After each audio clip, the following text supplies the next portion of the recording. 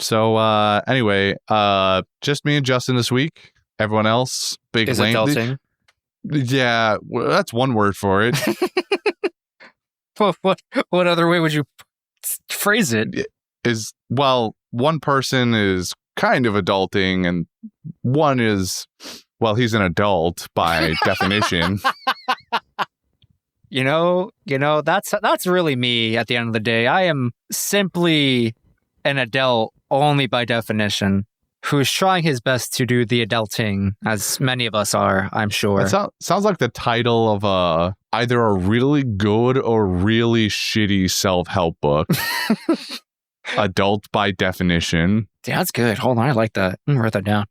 That I feel like it would be on the level of like the For Dummies type of books. Or what's there's another book that's like one of those self-help books, but it's got one of those kind of, I don't want to say raunchy, but like funny titles to it. The Art of Not Giving a Fuck, or The Subtle Art of Not Giving a Fuck. Yeah, kind of like that. Yeah, that feels similar energy. The Subtle Art of Not Giving a Fuck. Great title. I'll maybe read that definition. Book. Adulting by definition. Anyway, One Piece. We both watched it. Some of us watched more than others, and that person totally didn't spoil anything by accident. Totally didn't write down things that only one party had knowledge of and no one else did. Totally. Completely false. Mm-hmm. Why would they ever do that? Yeah, man. Who inconceivable. Fuck you, Justin. Anyway, I'm going to read this summary. Okay. The events on Fishman Island have reached their climax. Everyone is fighting over the fate of the island, and they're pulling out all the stops, from double teams and pop greens to even Frankie radical beams. The Straw Hats over at the plaza make decisive work of their fishy foes with their flashy flows. But the real story is happening just outside the city's bubble.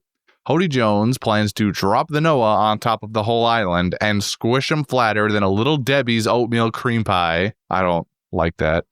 Shirahoshi does her best to lead the ship away from the city before it begins its descent, but no luck. After Hody runs over the three princes and makes a shocking revelation, Luffy finally gives us the battle we've all been waiting for. And what better way to open the match with his fiery new move, Gum Gum Red Hawk. Despite taking heavy damage from the move, though, Hody just shovels down more pills into his mouth and doubles down on sacrificing his life for his life. After a sufficient power-up, Hody gives Luffy quite the thrashing. Just when it seems like our rubber boy has been knocked down for good, though, Luffy surprises us with a single puff into his thumb and slams Hody with an elephant gun. And to make sure he's down for the count this time, Luffy pulls out an upgraded form of Ol' Reliable Gum Gum Elephant Gatling. And after about 150 punches later, our announcer proclaims the unthinkable. Straw Hat Luffy has defeated the Great White Menace, Hody Jones. Nice. I would also like to share with the audience, this summary was a collaborative effort. I wrote all the parts with the really cool rhymes and flows, and anything with a typo, Christian wrote himself. I swear. What? Yeah, I saw that whole bit about Hody giving up his life for his life. Thought it was just a bit you were making. Nah, I mean, isn't that what we're all doing out here? We're just, sacrificing our life for our life, You gotta give a little bit of life to get a little bit of life back, you know what I'm saying? But in order to do that, you have to have a life in the first place. Surely you can go into debt with your life, right? Like you just you go into debt. Life debt, right? Nobody needs more debt. What's wrong with you? Of all things. There's plenty wrong with me. One of them is debt, but that's not the point. All right, well, where do you want to start? All right, so I'll be honest. I had a Devin moment where last week I wasn't here and I didn't watch the episodes from last week, so I caught up on all of those episodes put together. And I did not realize this week's episodes content was about seven's episodes worth of content on top of the 2 to 3 from last week. So you can imagine I had a very fun afternoon. A long one. A very long afternoon. Where do I want to start? I mean, so what? I didn't get to listen to our episode from last week. What did you think? It was only you and Brendan, right? That's correct. What did you two kind of go over? How were you feeling? Give me the rundown. if you remember. Well, I mean, at the end of the day, not like a super whole lot happens. More or less, that those episodes last week. What did we? That those episodes open with General Frankie or Commander Frankie, whatever it is. No, General Frankie, Commander Chopper. You get a couple reveals. You get new Horn Point Chopper. Nami does a wind thing. There's a bunch of those. Is this when I think this is when the actual is this, or is that the week before? I don't remember anymore. Like when the Noah makes itself known. I think it was the week before. I believe so. Yeah, it's just a bunch of this, like with them going out into the sea, going out into the open ocean. Luffy's stuck there. They're fighting Hody out there. Overall, it was fine. Like, this is all just set up for more or less what we watched this week and what will conclude next week, I believe, of the arc. So it was fine. Like, I'm fine with it. We did, however, discuss the semantics of the end game for Vanderdecken's throwing Noah at Shirahoshi, because we were like, well, the Noah's not even moving that fast, really. So like, what if Shirahoshi just going up and like letting it bump her just classifies as it hitting her? Then the boat won't have to move anymore. It'll have fulfilled its purpose. It could have just stopped. I was thinking the same thing, and my twisted imagination went to like the real far extreme of, nah, that's not enough. She's gonna make contact with the Noah, and the Noah's like, I'm not touching you enough. So it's gonna like freaking collapse in on itself to engulf her like an amoeba, and she just becomes a Noah mech, essentially, in my weird twisted imagination. Okay, well, I didn't see that one coming at all. And hopefully none of us will actually see that coming. I'm like visualizing that is, I don't know, it's doing something to me. Just imagine the whole of the Noah just kind of, clamps open. It's like numb. Yeah, just like a giant mouth. Yeah. It's giant anglerfish when you really think about it, Wow. I don't want this. I'm glad this isn't the timeline where we're in. Yeah. So we talked about that and just like what the end game for the power was, or for the move was anyway, because I feel like that would have been the case. I feel like she could have just done that, but emotions are running high. All we can think of is just get away as far as we can, and that's fine. But now we're here, and things are kind of going sideways, and we realize that shouldn't say we, but the princes realize that this plan of theirs to tell her to swim straight up away from debris and stuff on the ocean floor is kind of backfired now, with the ship being positioned completely directly over Fishman Island. And of course, Hody realized that in the last set of episodes, goes to murk Vanderdecken, does so. Kind of. Kind of. And so we keep coming back to Vanderdecken in these episodes until finally he stands up, conscious still, and for some reason still thinks that his power is going to do anything to Hody. So he pulls out the biggest fuck-off axe he can find and then falls off balance and knocks himself the fuck out.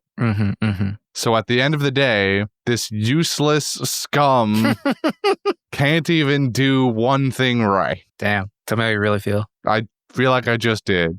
Fair enough. He was useless to the very end, until he won't be, because seemingly the only way to now stop this is to wake his ass up and have him throw the Noah at her again, in which case we'll be in the same predicament as before, and I feel like we can just be, or I don't know, maybe he throws it at Hody instead. That might be a better option. He might think that's a better honestly. Idea. He was like, in my final act of revenge, I'm gonna beat your ass with this ship. Right. I just don't know, like if Shirahoshi is barely outrunning the ship, I don't like Hody's just gonna go pew, gone. Yeah. Except he's been kind of knocked out now. So if he throws it at Hody as like a last desperation, he's knocked out. He can't go anywhere. So the ship will land. It's hit. It's just a matter of what would happen after that, I guess. So Vanderdecken waking up will stop it from falling to Fishman Island, but Then what? then what? I feel like our plan that we came up with is the optimal set of events where Shirahoshi just like lets it bump her on the shoulder or something, and then it stops. But like when we're down at like ground level, so that the Noah doesn't also fall all of that distance back down to the Fishman district or wherever it was sitting exactly, or it'll be somewhere new, probably more likely.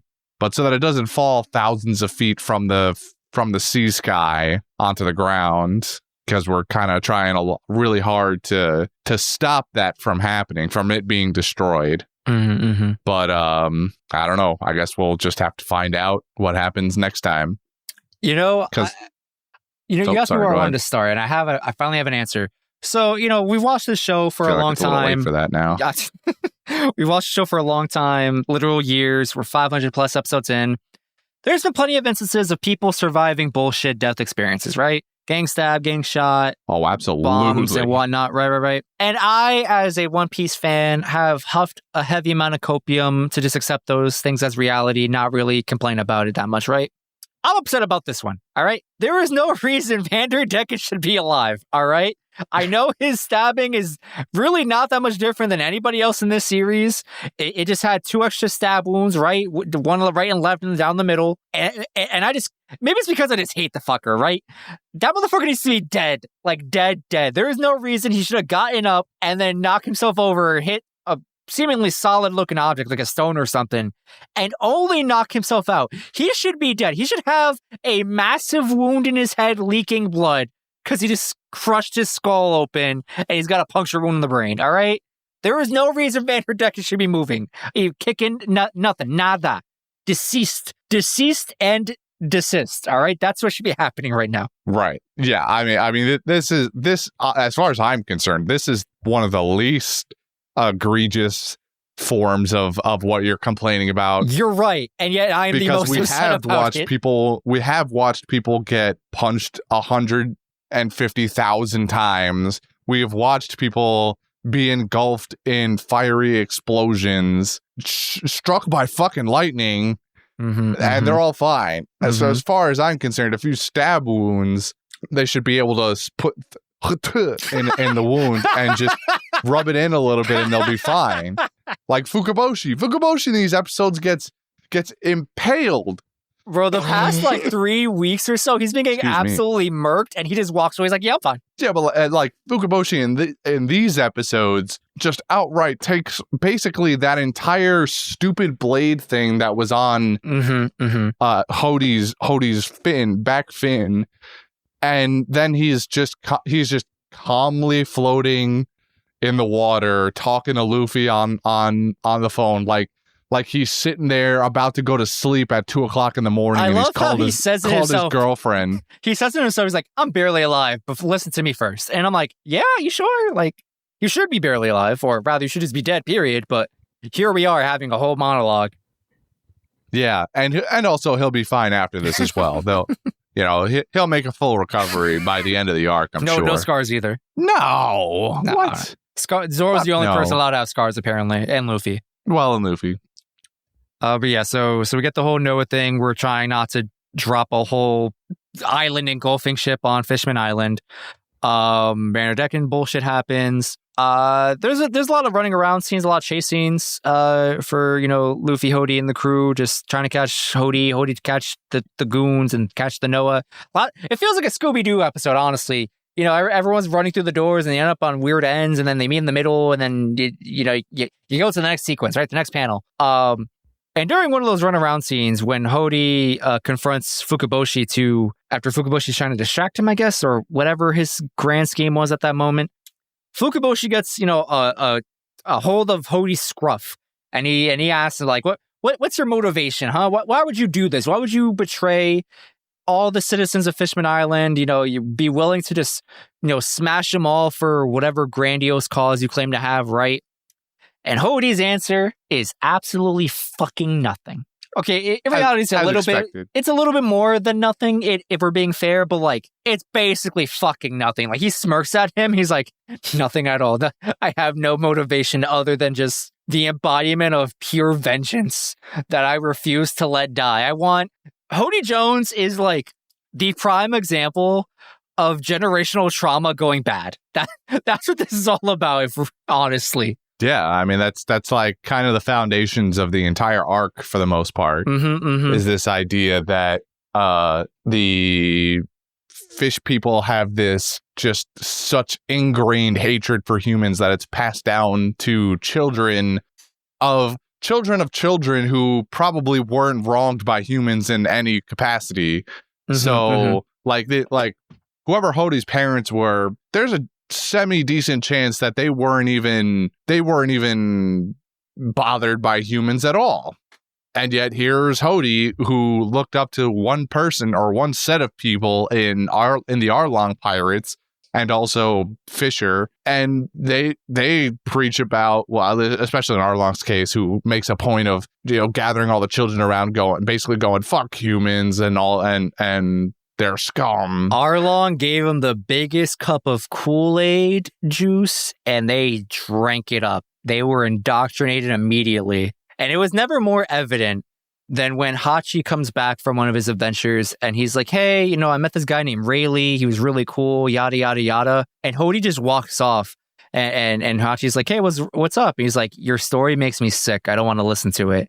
And I'm like, oh, my man is neck deep in the Kool-Aid. He is taking a really big swim. Oh, he's swimming in it, bro. He is fully immersed in it. There is nothing that is going to drag him out. Also, side note though, in the Hachi scene, did you see Shirley there? I thought that was fun. Not actually, I didn't notice that. Yeah, little baby, little babu Shirley was there. She even had her little looking glass ball too. Oh. She was just big chilling there. So I guess that means like she's significantly younger than Arlong is too. I guess so, yeah. Because at the same point, Arlong is basically an adult and Shirley's a small child. She looks maybe potentially a little older than the rest of the kids that are sitting there in Hody, but like she's a decent bit younger than that. Not that that's like a huge deal, but I don't know. I noticed it, so I was like, I'll bring it up. But yeah, Hody, big Angie for more or less no reason. He has not personally been wronged by humans in any way, shape, or form. And to be honest, I kind of expected this. Really? I didn't really think, because they always talked about how he grew up in the Fishman district and with all of his friends and whatever. And it doesn't really seem like the pirates venture to that section of the island anyway, because they know it's like the slums or whatever. But I don't know. Hody just felt to his core like a villain with no real purpose or no real motivation other than pure unadulterated hatred. That's always what he felt like to me. That's fair. I think for me, I was a little surprised going back through these episodes, because I don't really remember, you know, this much detail, particularly in Hody Jones's whole, you know, grand scheme of things. I would not think, I mean, like it makes sense that he's just here to fight what he thinks is the good fight, right? Like I could my assumption was like, oh, he has this belief similar to Arlong's, where he's like, listen, my people have been wronged for decades and centuries and on and on. I wish to get some revenge. I can understand that. But the way it's portrayed in his backstory, it doesn't even necessarily seem that like self-righteous even. Like somehow they managed to take the self-righteousness out of his cause, which I think is weird, but also kind of impressive from a writing standpoint. I don't know. But yeah, he's just like an empty vessel, as Fukaboshi described him as. He's like, yeah, no, he is filled with nothing. No cause, no this, no that. He is just vengeance. It's hot and hate. Itachi would be proud of him, all right? Itachi would be like, you have plenty of hate, my friend. Itachi would be worried about the amount of hatred that Hody kept inside of him. He's like, oh my, you have too much hate. He'd be like, you have all this hatred, but like, why? Like, you're fine, dude. Like, just chill out a little bit. Holy shit! I had to murder my entire clan. Why are you this upset? I murdered my entire clan, and my little brother, who basically stumbled upon it, all kind of watched some of it, didn't even have this much hatred. What the fuck happened to you? No, yeah. But yeah, that all happened. And so we get. So where do you want to move from here? You want to go back down the island, continue with the fight with Luffy, or? Yeah, I mean, we can rewind a little bit to some of the Straw Hats. Maybe they're doing some of their own thing. Great, because I have one question for you.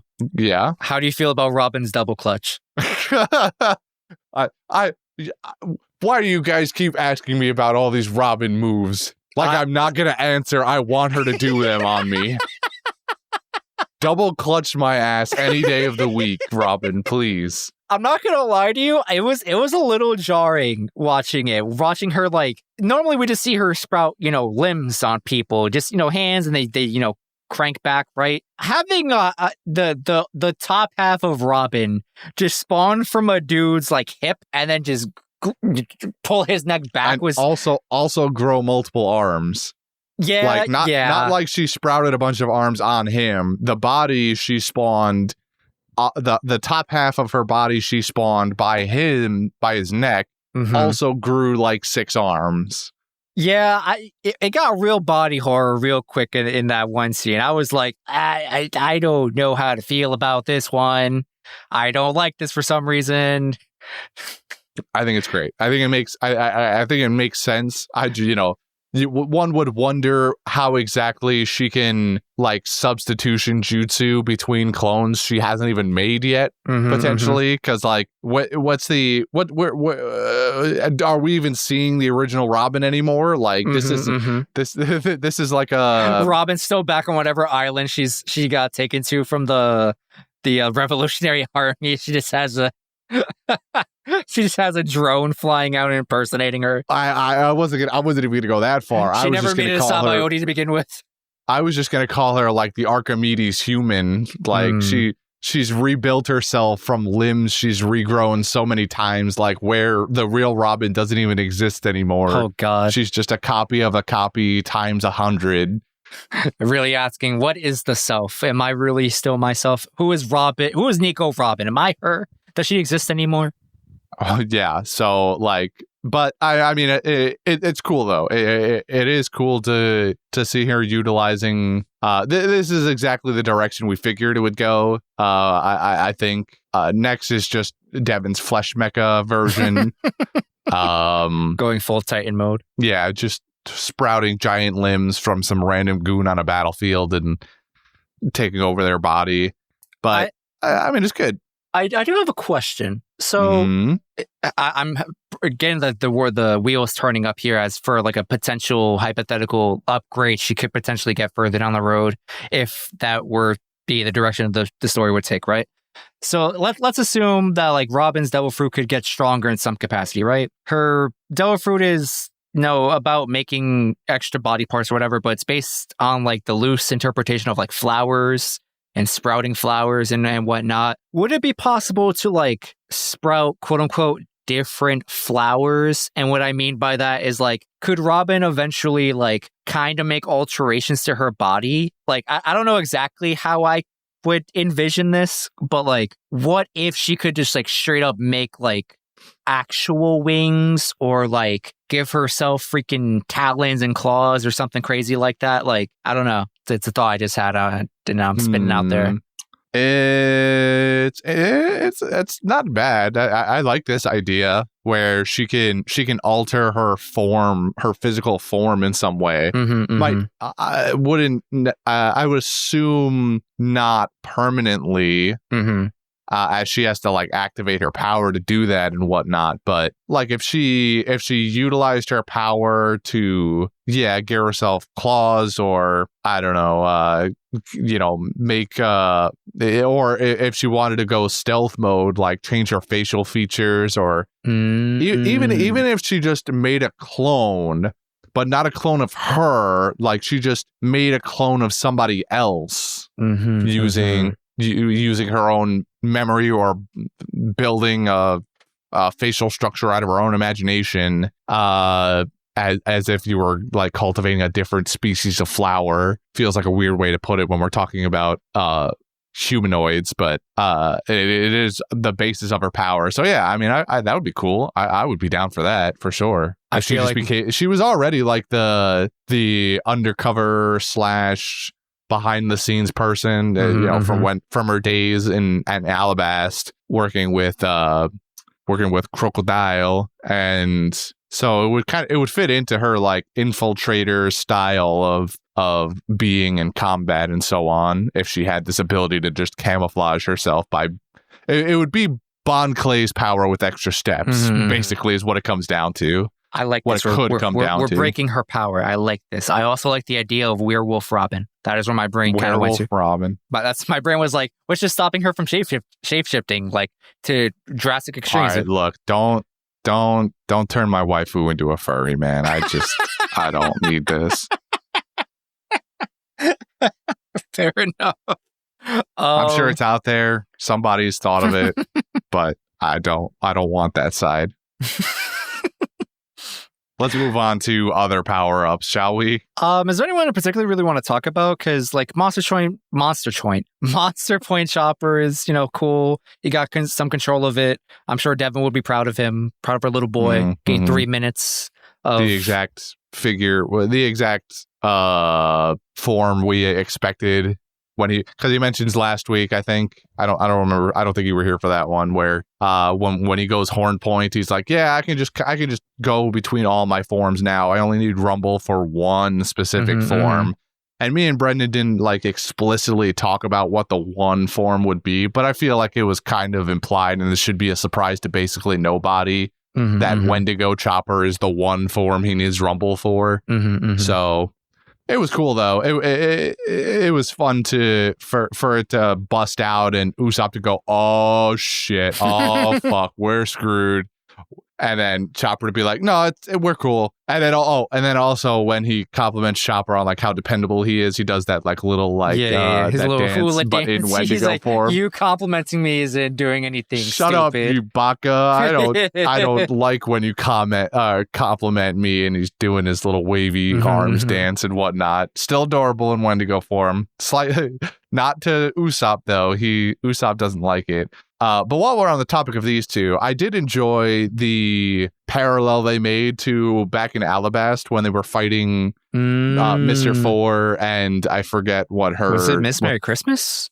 That sounds right. She was the mole woman. So where they make reference to the idea that these two, and Lasso the gun dog, let's not forget, that they make reference to the idea that they had fought this style of combat before. And so Usopp has a line like, experience won us this fight, even though they like kind of didn't really win the fight yet by that point, but they were like on their way there already.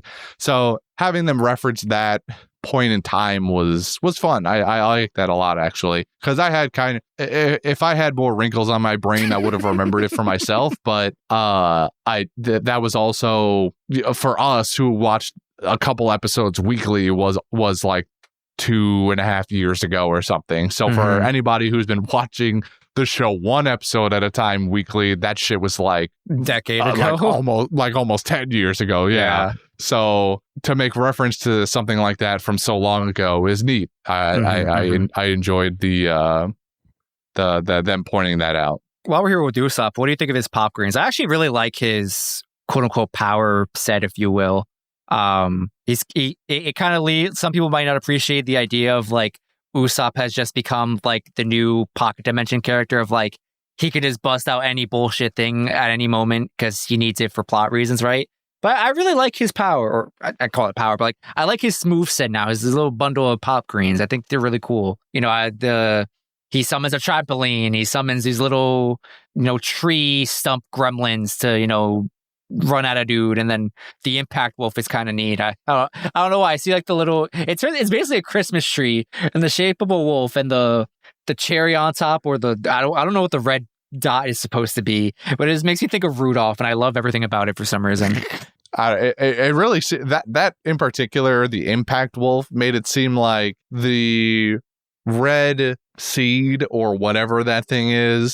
That's the important part, and then all of the extra tree shit is just kind of there for flavor. Like, it doesn't need to be. It almost feels like it, out of anything that he does in these episodes, that feels like it doesn't need to be a thing. Maybe it's explained as like that's how it naturally occurred on that island anyway, is this tree thing in the shape of a wolf. But the important part is just the seed thing on top. So he shoots the seed thing, and it could have just stayed as the seed thing, because the wolf tree part serves literally no purpose other than to look like a wolf and be scary. So, but otherwise, I mean, I like, it's good that Usopp is getting these things that he can do that make him non-reliant on the rest of the crew to save him. That he's always thought for himself. He just didn't have the strength or anything to back it up. Like, he always came up with plans and had traps and stuff like that, but he had so little to work with that they basically never came to anything unless it was a gag. The strongest, this is most evidenced when he fights Luffy, and he comes up with all of these different ways to try and deal with Luffy's monstrous power. But I digress. It's fine. I see the argument that this is kind of just like nonsense bullshit, because he can just like I would hope that at some point they'll try and explain how we can fit these giant plants and all these random assortment of things into these tiny little balls. Well, they're just seeds, and then I don't know if it's been explained yet, but I don't think it's a huge spoiler. Like, Kabuto has like the Minecraft bone meal in it. Yeah. I don't remember the exact explanation off the top of my head, but like basically, like, Kabuto plays a pivotal role of like super accelerating the seed growth. I don't remember if it's just like, he's got like literally like a water bale in him, and just a little bit of water, the seeds grow in like 2 seconds, right? Whatever the case is or whatever. But I'm pretty sure it gets explained ever so loosely. Right. I mean, that's fine. It makes sense ish, I suppose. I don't know. I can understand people's kind of gripe with, well, then Usopp can just pull out a seed for any occasion, because there was so much random assortment of nonsense on that island. So, which I personally don't think that has to be a bad thing. Like, just let my dude, be good at the one thing he's got in his arsenal. You know what I mean? Yeah. I mean, there's obviously the drawback of the fact that he has to go through these sort of roundabout lengths to be able to fight in the first place. So for him to be this sort of everyman, or have this bag of holding of just random seeds and whatever, is, I don't know, it's fine. It because he doesn't have the physical strength to, if he loses Kabuto, he's just fucked. Like, there's nothing he can do. There's nothing he can do. So, in the same way Nami can. That's why they make the Klimatok so fucking broken too, because if Nami were to lose it, she'd be useless. She wouldn't be able to do anything. So it's fine. What else do we have here? Sanji's Hell Memories, that he kicked hotter. It lame. I think it's kind of lame. They keep doing this thing where they give him the reason he has these upgrades is because he gets really angry about the 2 years he spent on the island, and I don't know, I don't care. But poor taste. Need to move on as fast as possible. I don't even care about the poor taste. Like they dealt with the Okamis in the wrong way, I think, but like, give him something else. Like, there has to be some more. Surely has more dimensions than this one thing. Except he doesn't. He's been right into a corner. He honestly, yeah, you're right. One day we can write him out of the corner. He barely has more motivation than Hody right now. Oh no! Oh no!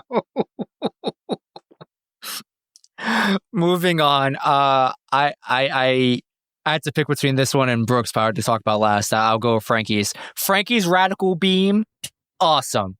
My dude got lasers. Where did it come from? Where did he shoot it out of? His eyes? I was looking at that for a while, because in my head, I was like, I remember Frankie having like a semi-intricate like setup for his laser, like some compartment from somewhere in his body like pops out and gave a visual logistic to where he shoots it out from. Now he just made an O with his hands like a freaking Power Rangers Megazord, and he was like, Frankie Radical Beam, and then it just laser out from the the gaping hole in his hand. That's it. Yeah, it feels like he does the. It feels like it could only be one of two things in my head. Is A, it comes from his eyes, and he does the hand thing just for flavor, like the way Chopper used to do his big brain point. Yeah, with his two cloven hooves, and he looks through the diamond at things to analyze them. It'd be the same thing where Frankie just looks through his hands as he makes that as like a pseudo targeter, or putting his hands together like that is integral into like creating the laser, and it works like the Death Star in Star Wars, where a bunch of lasers get shot at each other, and then they make one super laser. And the super laser goes straight outwards from where it was shot. Works for me, so, I guess. Either way, it's cool, yeah. And Usopp and Chopper both acknowledge it also, because everything Frankie ever does is cool to them. I mean, I think you have to agree that like Frankie is kind of the coolest character in terms of like aesthetic and like potential. Like, my dude's a literal cyborg, all right? Like, sure, you have all these like nonsensical monsters on the crew like Zoro and Sanji, who have absolutely outrageous physical feats, right? But look at Frankie, bro. My man is upgraded to the next form of humanity, and he is rocking it. All right. No, I don't blame him. I like to think so. Chopper and Luffy. Chopper's a small child still, basically, and is going to be impressed by anything remotely cool. Honestly. Luffy has no brain, and so will, again, be impressed by anything remotely cool. Usopp has a brain, and I like to think that Usopp at least sees the things Frankie does and goes, man, I want to make cool shit like that one day, because that's super super sick. Usopp still slightly simple-minded, but at least has that also inventive side to him that you can make the justification like, oh, Usopp really looks up to him as just like a fellow tinkerer, you know? So, you know, I'll give Usopp a couple points there. But the one we've saved for last, I think we've saved the best for last here. I think so. I think we can agree on that. Because this is cool. You want to talk about cool? How about ice cold, brother? He brings the wintry winds of the underworld into reality. So I'll be honest, man. The first time I saw this, I was really confused about like where it was coming from, and I had to have a lot of people and wiki pages explain it to me. So Brook has an upgrade, right? He has better control over his level for a little bit. Like, he got decapitated, his soul like linked his head back to his neck. He's back in one piece. He's great. On top of that, he has his cane sword. I forgot the Japanese word for those things, but it was sharpened by the long arm chop. I guess it's stronger metal. Who knows? Anyway, the important part is, and I don't think Brook said this in the anime episode I saw, unless I wasn't paying attention closely enough. But the explanation for how his power works is that Brook, being from he's dead, his soul it's linked to a similar energy that would come from the afterlife, the afterworld, whatever, right? And I guess in many, people's beliefs, but I think largely in Japanese beliefs, hell is not a fiery, plane of existence so much as a ice cold one.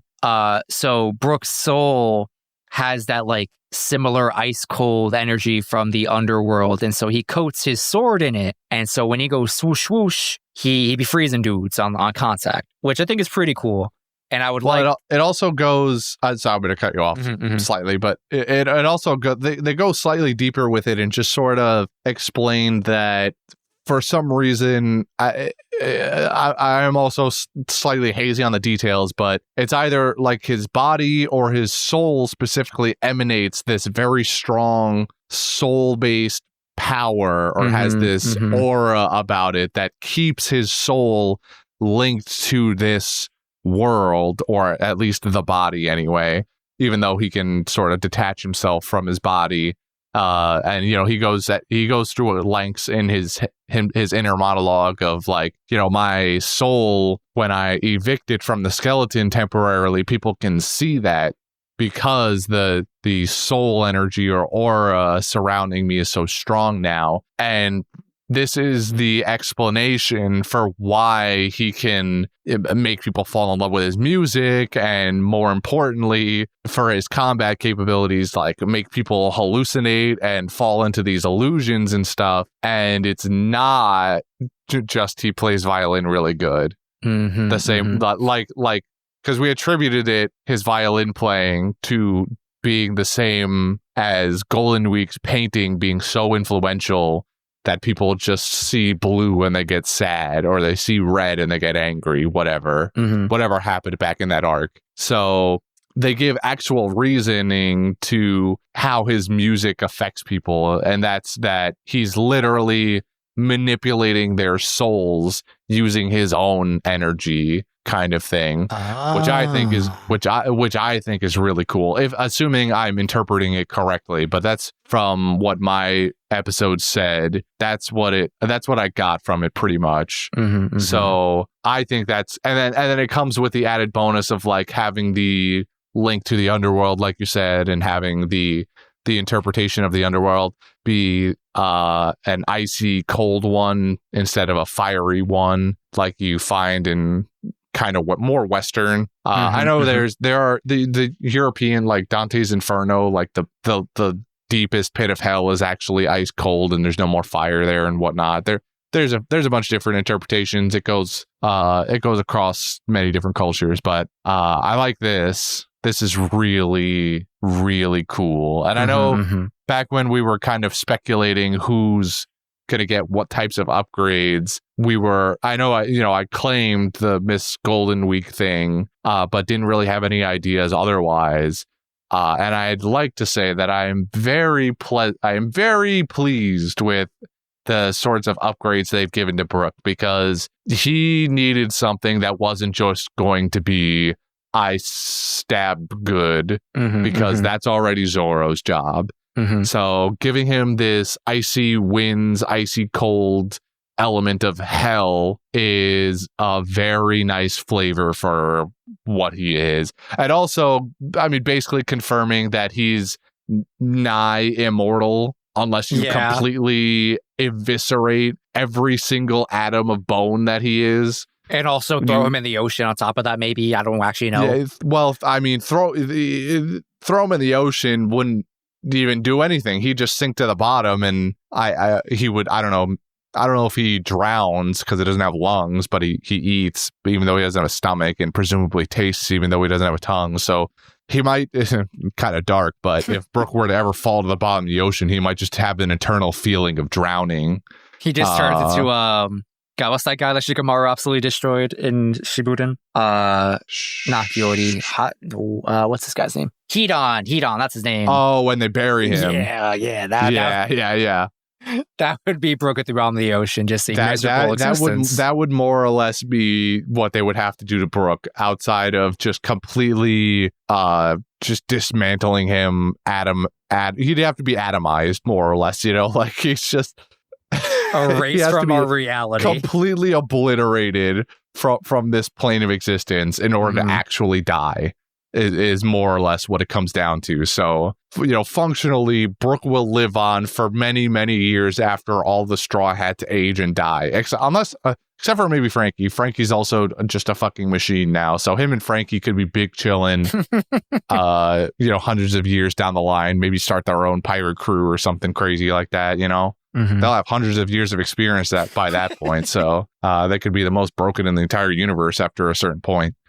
But yes, to bring it back down to back down to earth, I think Brook's upgrades are fucking awesome. I'm glad someone has an appreciation. Makes the soul part of his epitaph now even better. The Soul King Brook. Not only does it accurately describe his music, but also more or less his power. Like his power by definition is the revive fruit, but it's really the soul fruit.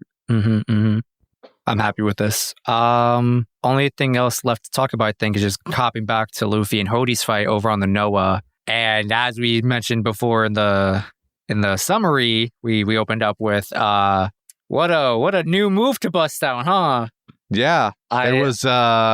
It's interesting. It's cool. It's a nice tribute. So I don't know if you remember, but someone in our Discord recently pointed out that they were absolutely floored at the idea that you potentially, or rather, potentially unintentionally predicted Red Hawk. I vaguely remember a conversation with us on one of the episodes. I don't know what happened contextually in that conversation, but I remember you just being like, yeah, okay, I don't remember. I think I came up with some bullshit theory of like, what if Luffy ate Ace's devil fruit after he died during the time skip? And you were just like, no, that's fucking stupid. But like, if you told me that he just got so hot and steamy that he can make fire, I'd believe that. And I'm not saying that's the reason, but like it looking like it. Cause boy, I'll tell you it's the reason. It's like the exact reason. He even goes into second gear and everything before doing it. Like it can only be the explanation for it. Nah, what if he's just like Sanji? He's just burning with hot passion. He's not though. I don't know. I mean, he could be passionate, sure, yeah, but like it's definitely the second gear thing, like without a doubt. I remember me and Brendan talked about this a while back, but I'm pretty sure like Red Hawk is supposed to be it's a reference to a bunch of things, right? Obviously Ace. I think Red Hawk is actually the name of like a gun model because it's, you know, it's supposed to be like an upgrade to like a pistol or bullet or whatever. I gotta double check this one, but I'm pretty sure that like someone tried rationalizing how Luffy can like set himself on fire through like the vulcanization of rubber.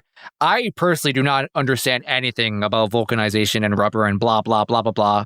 But I remember someone way smarter than me on the internet claiming that like this tracks, you know, like this makes sense for what it is. And maybe next week I can dig deep into that and bring it forth to the table as an actual fact. We'll see. But I just wanted to throw it out there. I think, well, I mean, vulcanization is like, does involve semi-high temperatures and so on. It's not for the purpose of actually setting it on fire, though. It's to like improve the properties of, in this case, the rubber. So I don't know if vulcanization is applied to anything else besides rubber or not. I guess you could probably do with different elastic materials. Rubber might just be the main one. Either way, it's not to specifically set the rubber on fire. It does involve high heat and rubber, which is what we have here. We have fire and rubber, but I mean, whoever that really smart person is probably has a much deeper understanding of vulcanization and might even work with rubber in the first place. I have a very rudimentary knowledge of that sort of thing. But yeah, I mean, that's one way to explain it. I like my explanation much better. He gets very hot moving his muscles around like that, so he just spontaneously combusts. That's all I need. I don't need anything else. As far as I'm concerned, that's all we need. Doesn't have to be so deep. We don't need vulcanization. We just need he cocks his fist back real fast or whatever. But yeah, and then we got Elfland Gatling. All reliable, really fun, really cool. And I think that's mostly it. I don't know if I'm really missing anything major or anything you want to talk about. I don't think so, really. We did get briefly some slight backstory, if you want to call it that, of when Whitebeard first came down to Fishman Island and claimed it as his own. Maybe it's not the first time. Who knows? But the when he decided to claim it as his territory, we're seeing it through the lens of some random schmuck who's running away.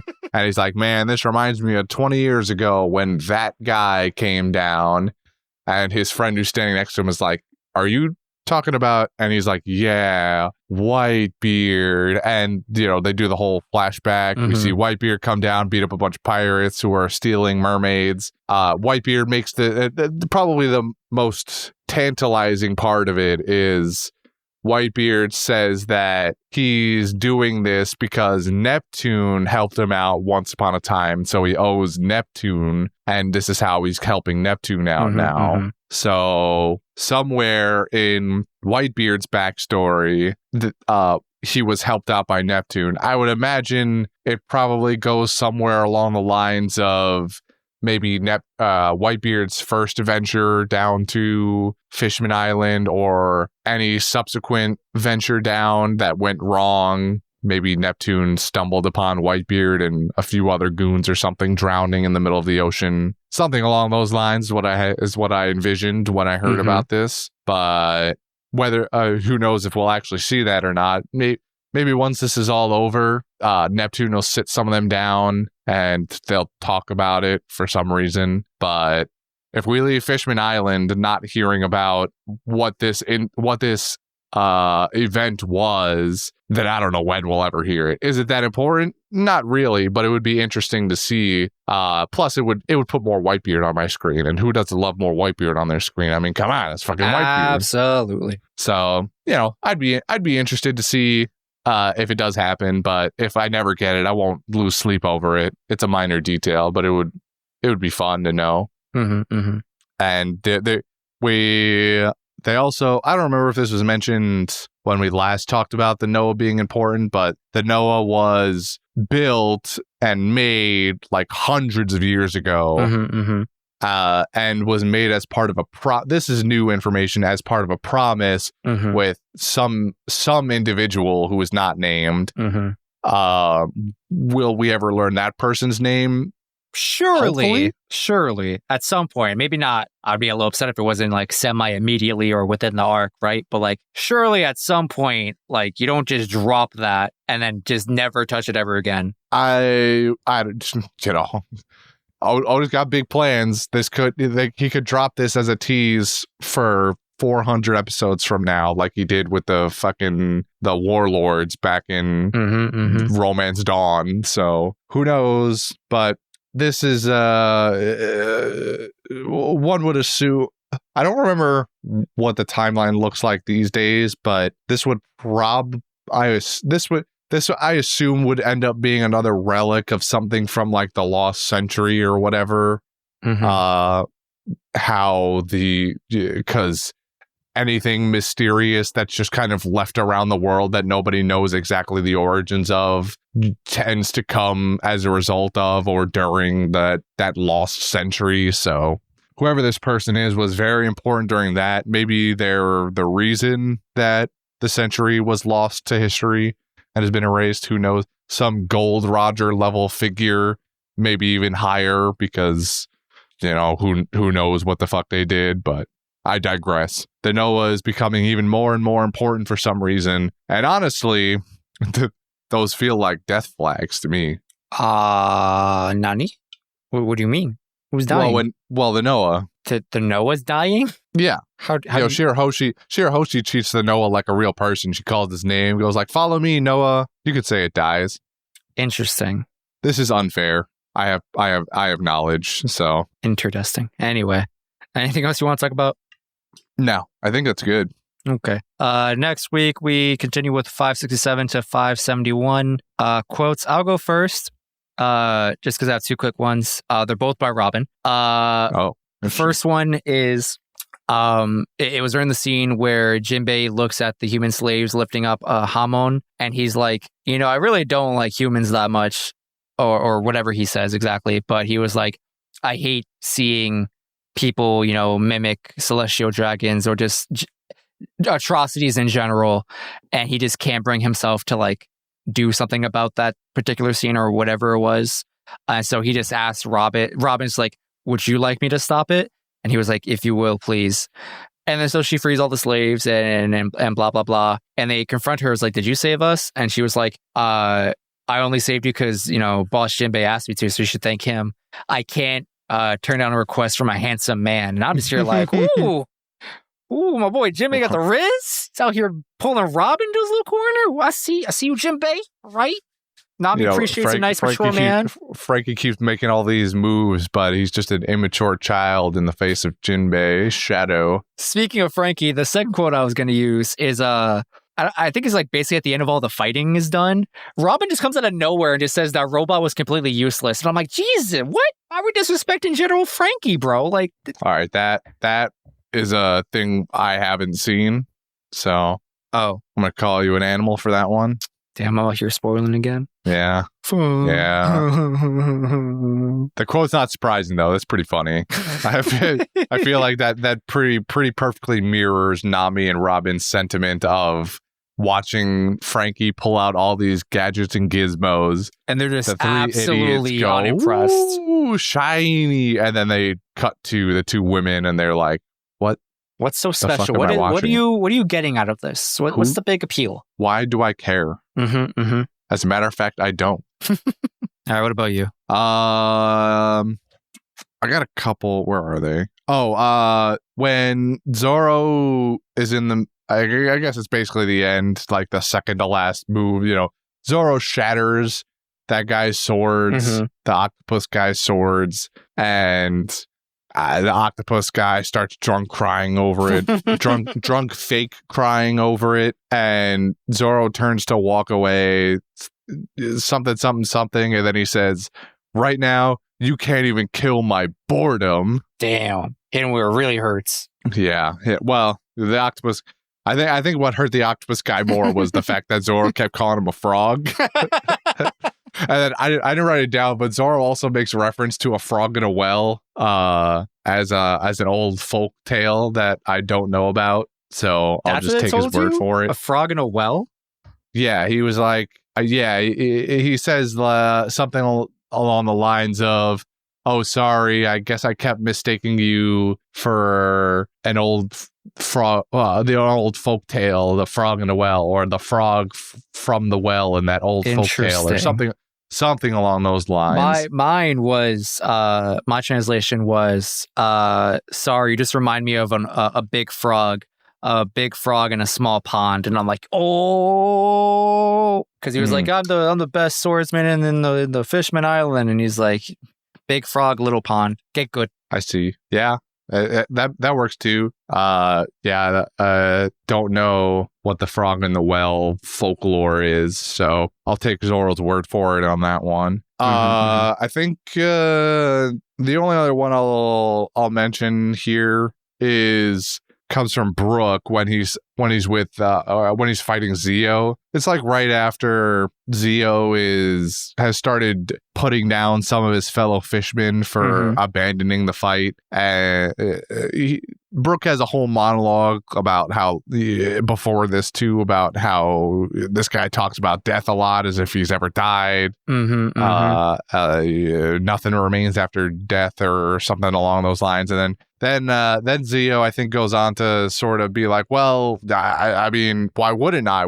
You're about to die too. Like, you clearly don't value your life if you're not running away. The boat's about to just fall on us and we're all going to die. And so Brook goes, our Captain Luffy is going to be the Pirate King someday. And that captain just said that he won't let anyone harm Fishman Island. We could leave it all to him. As long as we believe in him, why should we worry about anything? Just reinforcing the absolute faith and trust that they put in their captain and his decisions on these sorts of fronts. Anyway, my boy Brook being a real homie today. Yeah, man, Brook goes hard in those last bits of the episodes, man. I love it. I love my man Brook. Any other quotes? But that's it for quotes. Okay. No, I've got it. I've said my piece. Well, now that you said your piece, time for Golden Ham. And did you say what we're doing next week, by the way? Yes, I did. But to reiterate, 567 to 571. Golden Ham time. Are we gonna? I know there's 3 episodes of One Piece left. We're only doing 2 next week. And then we're gonna watch the one. What comes? We can figure that out off screen on our own time. Moving on. Golden Ham, I thought I had the obvious answer of it was just going to be Luffy, but your deep dive into Brook's character tonight has honestly pushed me into voting for Brook for Golden Ham this week. I think. I don't know. What are your thoughts? I'm glad you agree, because at the end of the episodes, I was very much in the Brook camp here. I love the upgrades that he got and the seriousness he put on display towards the end with dealing with Zio. So I am full on the Brook train. I will say before these episodes, before that part of the episodes, I think it was like literally towards the end of like the first one we watched. The first 1 or 2, I don't know where it was in yours, but kind of something we skipped over was Luffy trying to they're gonna go onto the Noah to try and wake Vanderdecken back up. We covered that part, but Hody popped the bubble surrounding the boat, So Luffy had nowhere to fight anymore again. So, but at one point or another, before this goes back to what we watched last episode, where the Fukaboshi just kind of disappears for a short period of time, and then comes back with Luffy. And in the meanwhile, like the other two brothers get gatted. But during that time, we learned that they went to go talk to the bubble makers. And they predicted that Hody would at some point pop the bubble around the Noah. So anyway, long story short is after I watched that and I saw the whole plot of they were gonna have to time the bubble to shoot it as the Noah went by, so it would engulf the Noah. I was gonna give the golden ham to those guys. Oh, for being able to lead the sniper shot with a giant fuck off bubble to envelop the Noah, because they would essentially be the facilitators of the Straw Hat victory at that point. Because they had this, one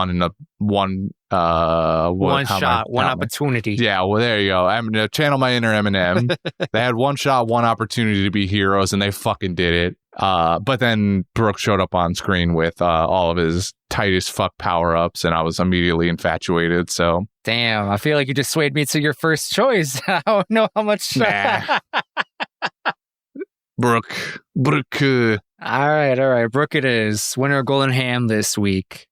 Moving on to fan mail. I believe my understanding was last week it was not covered because there was a lot. And as the note says here for fan mail, there's a lot and Justin fucked up. And Justin, will explain what that means. So we got plenty of fan mail last week. Coincidentally, a lot of you just kind of asked me the same question, or not me specifically, but us the same question. Not really a coincidence. We asked for this. You know what? You're right. I did forget about that, actually. I was wondering why there's like 5 emails asking the same thing. What are you talking about? I genuinely forgot. And then I think I went back to listen to that episode and I was like, oh, this is why we have 5 emails asking us to, if each Straw Hat were to be a dog, what would we, what dog's breed would we assign them, right? Now, the part where I messed up is I completely misinterpreted that question in its entirety. Because when I first read these emails, I didn't have that context of we literally asked for this question. I didn't read it as turn the Straw Hats into dogs. I understood the question or read the question in my idiocy as, hey, Justin, turn the cast members into dogs and what dogs would they be? So I'm prepared to answer that question. So my little ranking, if you will, for us being dogs, and by us, I mean everybody except me. I didn't really think of myself for some reason. So Christian, starting off with you, you have big golden retriever energy. It also just might have something to do with your appearance, but you're a big, beautiful dog with big, beautiful hair. And who doesn't love a golden retriever, right? Everyone loves them. True. I'll take it. Brendan, he kind of reminds me of a German Shepherd. Depending on how they're raised, they're full of plenty of love and cuddles and all the nice, cute stuff. But also, they're really good at being guard dogs, other, like law enforcement dogs, and just other like kind of like they're jobs. Another very active breed of dog. Yeah, they got all these serious jobs. Active person as exactly. well. I feel like that encompasses Brendan really well. I was gonna say I think I forgot what I had. Devin, but now I remember. Devin's a Chihuahua. All right. Now I know that doesn't make sense for all us who understand Devin's aesthetic, but hear me out. That dude is just filled with annoying anxiety. All they do is yap, and that's all Devin does on the show. He just yaps about how much he hates One Piece and loves Berserk, to the point where he's literally shaking about it. And then also he's a giant ball of anxiety. And I feel like that, in turn, really describes Chihuahuas and Devin to a T. All right? And so for our last roundup is Jordy. And I technically cheated, because Jordy doesn't remind me of a dog. Jordy reminds me of a cat, but like one of those outdoor cats. Those people who technically own a cat, but the cat can just leave for a week, go wherever it goes for a week, and then just come back home for dinner. That's Jordy, all right? That's what Jordy is to me. He is that cat that I technically own, and I'm technically the pet owner of, but he just goes off and does his own thing and fucks off, right? I'm just there to provide a shelter if he needed it, and like one meal and water bowl a week, right? That's it. That's what Jordy is to me in my head. That is fair. Was that everybody? Oh, that was everybody. I guess yeah. you get. I guess you didn't. I didn't You think about didn't myself. rank yourself. What would you categorize? What kind of dog would you think of me as? Can I tell you? Oh no. I immediately thought Chihuahua for you for basically the same reasons that you listed for Devin. What? Mostly the anxiety-ridden parts. All right, fair enough. A little less so the yapping part. Only a But when you get emphatic about something, you get a bit yappy. I resent these comments. Yeah, I thought big. I mean, it also doesn't help that you also owned a Chihuahua when you were. All right, hold on. My beautiful girl Venus was not a Chihuahua. She was a miniature Doberman Pinscher. Was she not? Okay. Oh, really? Yes. Oh, I just always thought she was a Chihuahua. To be honest, she had very much Chihuahua energy. I'm not gonna lie to you. She literally did that. Would not shut up. Literally shakes all the time. She definitely had separation anxiety. Maybe that's what you are then. Just to diversify the dog pool here. You're a miniature Pinscher then. Woo. We'll put you in the same category as Venus. We take those.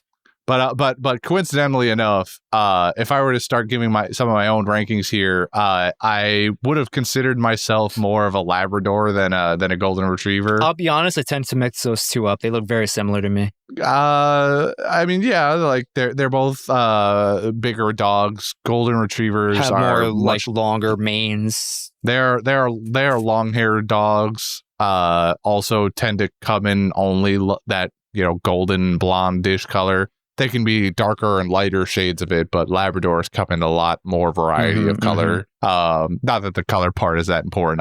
I classify myself as also someone who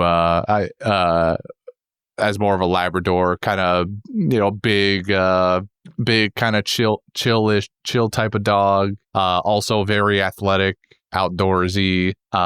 Maybe that's the species I meant. I definitely meant Labrador in this case. But this also falls in line with my own childhood dog, who was some form. We don't know exactly what he was, but he was definitely part lab. Because my parents got him from a shelter, and they didn't have they didn't have his birth certificate. We didn't do any DNA tests here, but he was definitely German, or rather, he was definitely Labrador. We suspected part German Shepherd, but there was no confirmation ever from that. So there's also bias there for me in my own personal ranking for myself. To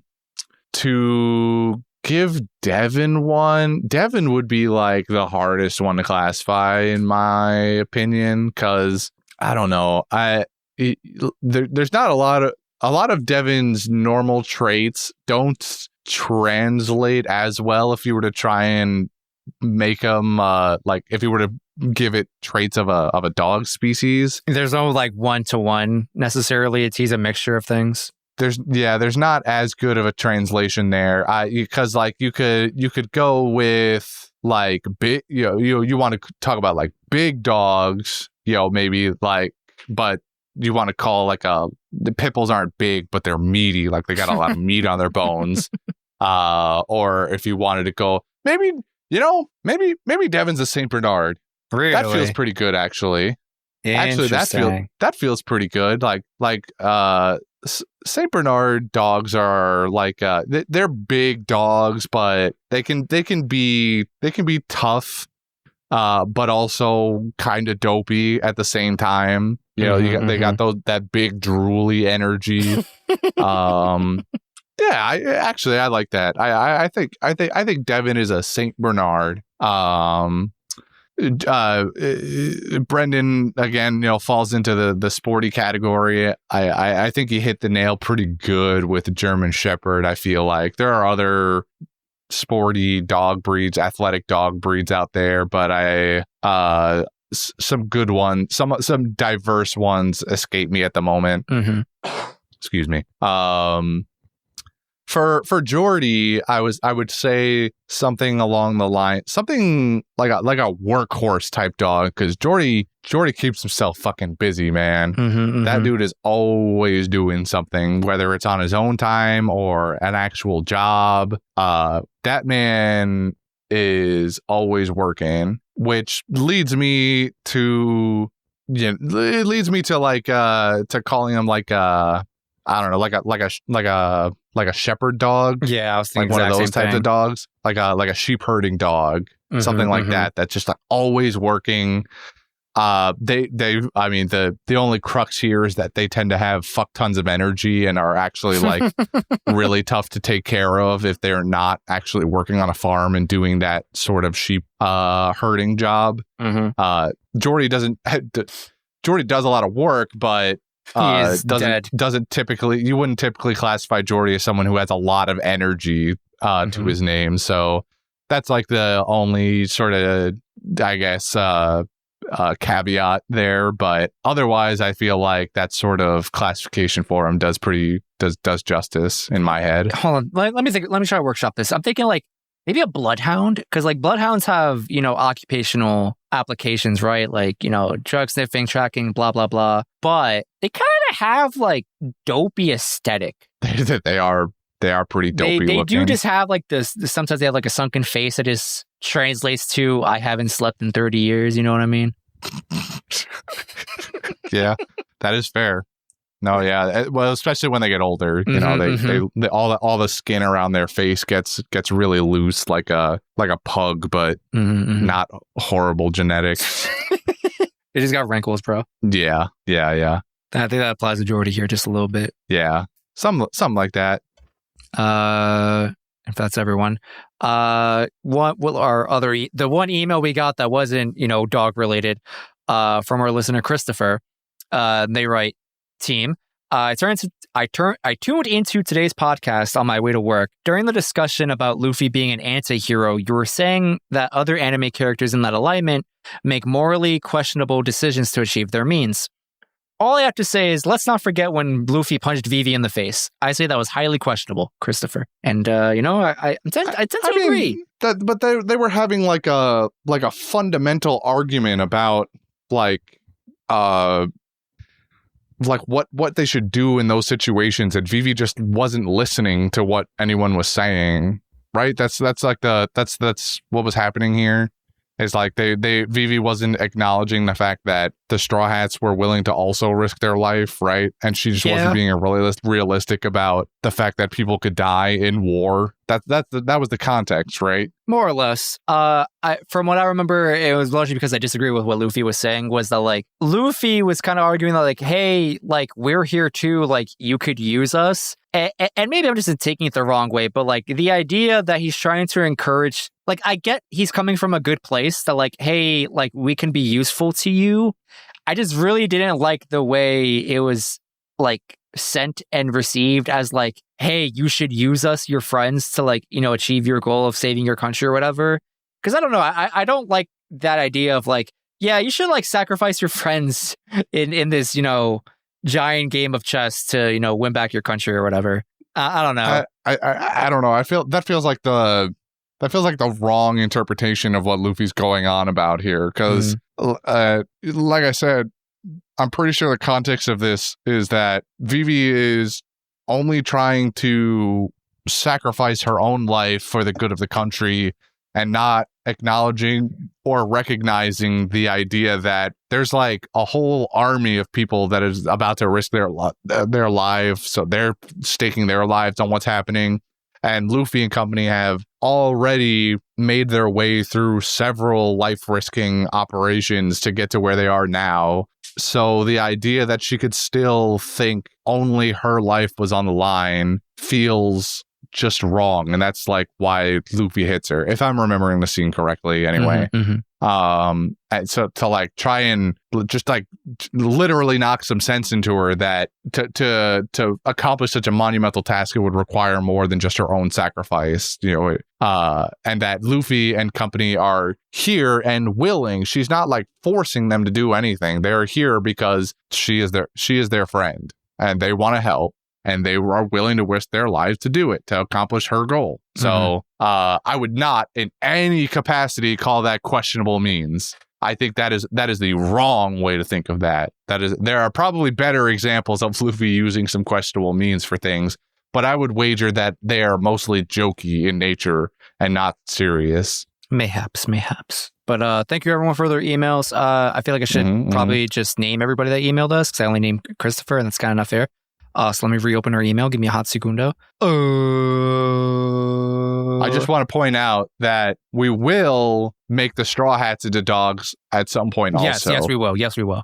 That will happen. That will happen, just not this week. When we get at least one more person, it just feels, I don't want to call it lame because the one we just did for making us into dogs was fun still, but I would at least want to have Devin here because Devin was the one who also wanted to do this question, and then you shut us down that time, so we were forced to use questionable means to accomplish our goal because we're the real anti-heroes of this podcast. Always have been. But to run through the names real quick of everyone who sent basically the exact same email, all impressive.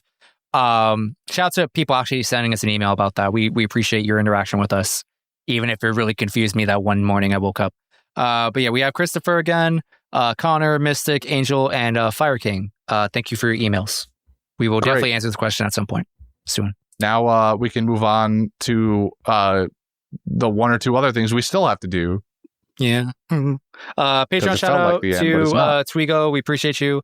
I believe you asked us the next movie we're going to do for Panda View is Tron Legacy. I got to double check on which Tron movie, but I think that was the correct one. I'm excited for that one. It's been a long time since I watched that. I am too. I remember I've only watched it maybe twice, and it's probably been about 9-10 years since the last time I did watch it, but I remember enjoying it. So I'll look forward to that recording. Same.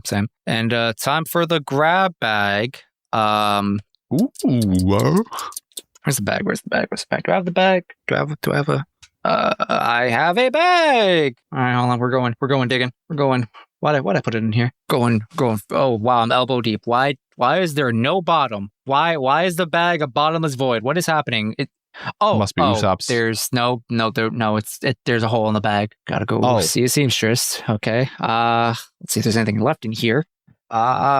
Okay, we turn it inside out. We shake it all about. Okay, one little teensy tiny paper, and it's recommendation. And I believe it's your turn, buddy. Oh, convenient. Yeah, it would be my turn. In that case, all right. I've got I had two things on the brain, thinking about when it was going to be my turn for recommendation, but one of the most recent, I'll say, outputs of what I was thinking about swayed me to its side. So I don't know if I've ever mentioned this on recording much, but in the last close to 2 years now, I've gotten really into indoor rock climbing. So about a year ago, when I was a decent bit into climbing myself, I started watching a lot more content on YouTube for it, and I've watched a bunch of different channels, and I still do. I'm not as big into the outdoor bouldering stuff, although it is really cool to see. One day I'll feel good enough at climbing to do more outdoor stuff, but I digress. My recommendation is my favorite one to watch that I watch every episode of when it gets released. His name, and he's probably one of the more popular ones at this point. He's kind of blown up in the last year or two, I feel like. His name is Magnus, and I'm going to butcher his last name because he has a very Northern European last name. Midtbo, Midtbo, but one of the fancy O's that has a slash through it. So I have no idea how that's supposed to get pronounced. Let alone a D and a T next to each other. Oh, fuck me. So anyway, Magnus is my favorite one to watch. He does all of these different collaborations with a lot of different, not only other big climbers, but he has done a lot of recent collaborations with power lifters and strongmen. Some of even the biggest names in those sorts of sports. Eddie Hall comes to mind as one of the ones he's done recently. He had a short series where he pretended to be a complete novice climber and would go to gyms and sign up for lessons and then just progressive, like he would start off nerfing himself and pretend he's like an awful climber, and then he would steadily get better and better as he worked up through harder climbs, and until eventually the teacher would be like, all right, so you're like not actually a beginner, right? And then he'd rip off like the fake mustache or whatever and be like, yeah, no, I'm like an ex-professional climber. Sorry, dude. Rips off his clown makeup. It was me, Magnus, all along. Yeah, takes off his Dio mask and it was me, Magnus. Anyway, the main draw that I had to his videos a lot of times, he's just such a such a cool, chilled out dude. His videos are very well produced, and he just has such a welcoming atmosphere about teaching all of these people, because all these like power lifters and bodybuilders and shit, like they don't know how to climb. All they do normally to build their muscles is traditional weightlifting or calisthenics, whatever their preferred mode of gains is. Whereas Magnus, I mean, he might work out a little on the side, but like I mentioned, he's an ex-climbing professional, so he has built up his stamina and his strength based around climbing. So he has all these big meat heads that get up on the wall. They're like fucking 300 pounds of pure muscle, and they can't climb like a V1 or a V2 barely. I'm surprised they can't even lift their arms that high. It's really funny watching some of them do that. But it's cool to watch him be very encouraging and supportive of their endeavor of trying climbing. Will they continue doing it? Maybe not, but their time with him, he's always very, very cool about supporting people. The most recent video, which is what tipped me the scales in his favor instead of the other thing I was going to potentially have to say for 6 months from now when my next recommendation rolls around. He had a guy come on who, he's another big fitness YouTuber, does calisthenics or whatever. But at a certain point, he admitted that he was afraid of heights. And that part of why he wanted to start climbing more was to try and get over that fear of heights. And so they get on the rope wall instead of a bouldering wall. He goes like 20, 30 feet up. He goes like, yo, Magnus, bro, like this is tearing me apart. I got to come down. Like I can't go any higher. And they repeat this process a couple times with the guy getting higher and higher until eventually Magnus pushes him to the point where he climbs all the way to the top of a wall, which is, I don't even know. It was probably like 100 feet in the air, Holy maybe. Shit. 100 might be a bit excessive, but it's the top of a very tall warehouse. Anyone who's been climbing, knows like they have these super gyms that have walls from floor to ceiling, and they're fucking massive. And the guy is like super stoked about the fact that he was able to do that, and that Magnus helped him through it, and all of that. And I love the vibes, man. I love the super positive energy that he brings to all these videos. It's really cool. So go, if you have even a passing interest in climbing, and you don't already watch his videos, I would recommend going and watching Magnus Meatbow. Meatbow. I'm gonna be real with you. For the rest of time, his name in my head will be Magnus Meatbone. Meatbone. Magnus Hambone. Beautiful. Now I'm just thinking about one piece of meat, and I'm hungry. Same. Anyway, that's it, right? Yeah, that's basically it. We did it. This went a lot longer than I figured it would. Same, actually. Before we get to the end of the show plugs, I just want to mention two quick things. This upcoming Sunday, by the time you listen to this episode, it would have already passed, but it's Easter Sunday. If you celebrate Easter, I don't know why I was going to say congratulations. Happy Easter. Congratulations on being Christian. Yeah, exactly. I think we're currently in the middle of Ramadan still going on, Passover if you're Jewish, all the holidays. I wish all the people congratulations. Bigger and more important news. No offense to all you people. At this, currently as we speak, Jordy is on his way to a convention that I will not name to not dox him too hard. But also it'll be several weeks. 2 years from now. 2 years. 2 weeks, I mean. I guess either way. We should dox him? No? Nah, just leave it. All right, so he's going to a convention this weekend. You'll hear about it 2 weeks later after it's passed. Because one of his personal AMVs, for those who don't know and haven't heard from the Talking Dirty episode he was featured on, Jordy dabbled in AMVs. He's starting to get back into it because it's just a hobby he likes. But it was recently nominated for an award at this, Weeb convention. So I think it's Say happening. weed convention. Weeb, but I don't know. It's like named after a flower, so I wouldn't be surprised, honestly. Anyway, I just want to say, Jordy, good luck out there. We hope you win all the things, or more importantly, just hope you have fun, especially since you're traveling like literally across the country to go there. I hope you have fun out in that wherever you're going. So yeah, people wish Jordy all the luck 2 weeks after it's already happened. Send him good vibes. Well, you know who else is there too, right?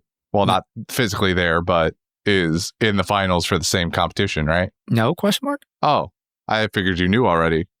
Matilda also. Oh, yes, that's right. Matilda's in the same competition. One of our longtime listeners, friend of the show, was on an episode and will never appear again because she hates us. Also nominated at the same time, and she'll hate that we're talking about it now too. Jordy does too. Or he will when he listens to this. But yeah, Matilda and Jordy both. Some One Piece with a lime alumni has we have a significantly higher chance than anybody else to come out on top. It's gonna be great. I hope someone wins something. I don't know what's really going on because I don't understand anything about anything, but I'm here to support them, and you should too. And speaking of supporting, thank you for listening to our show. If you enjoyed our episode and you wish to reach out to us further, you could do so on Twitter and Instagram at Panda Sightings. You could also send us emails like our other listeners tonight at pandasightings@gmail.com. If you wish to financially support us, we have a Patreon. You can find it in our link tree, in the links of this episode description, and in the link trees in the bios of our social media platforms. And if you wish to potentially get to know Matilda, even though she will never reveal her real name, you could actually talk to her IRL, kind of, sort of, on our community Discord, because we have one of those. It's great. Tons of fun and creative people. We have really cool people, really cool hobbies. So like Matilda makes AMVs, into video editing in general. There's another person on our server who's just like, I don't actually know what they do. I don't know if this is like their actual job or they're just really into their hobby. They're professional level cook in my head. All right. That's my headcanon. I don't, one of our Discord members is constantly updating the food channel with just like really well made plates of food. And it's not just like, chicken and rice and like fairly simple basic things that like everyone makes. No, dude's out here making his own ramen, fresh spaghetti, X, Y, and Z. And I'm like, are you just like a professional chef that like, they enjoy nourishing themselves correctly. They do, and they're great at it. I love that for them. There's also cool people. There's Skimpy. Skimpy is like a bartender, and Skimpy, you better be... Hold on, wait. Don't like straight up name drop people. we think his real name is Skimpy? We don't actually know that. Anyway, point is, Skimpy, I just remembered Easter's a Sunday. You better be wearing that Skimpy Easter Bunny outfit, all right? Or you better have worn it. You better have worn it. Because this will come out. We'll find you, wherever you are. I know you're next to corn, even though it describes majority of the Midwest in this country. We'll find you, I swear. Or buttfuck nowhere in any country for that matter. Listen, if there's corn, we'll find Skimpy there. That's all I know. But yeah, that's it. I think. I hope. That is spiel. Skimpy, stay skimpy. Jordy and Matilda, good luck this weekend. Yeah, thank you for listening. Thank you for supporting us. And yeah, that's it. Maybe next time we'll have more than 2 people on. No promises, actually. Yeah, definitely no promises there.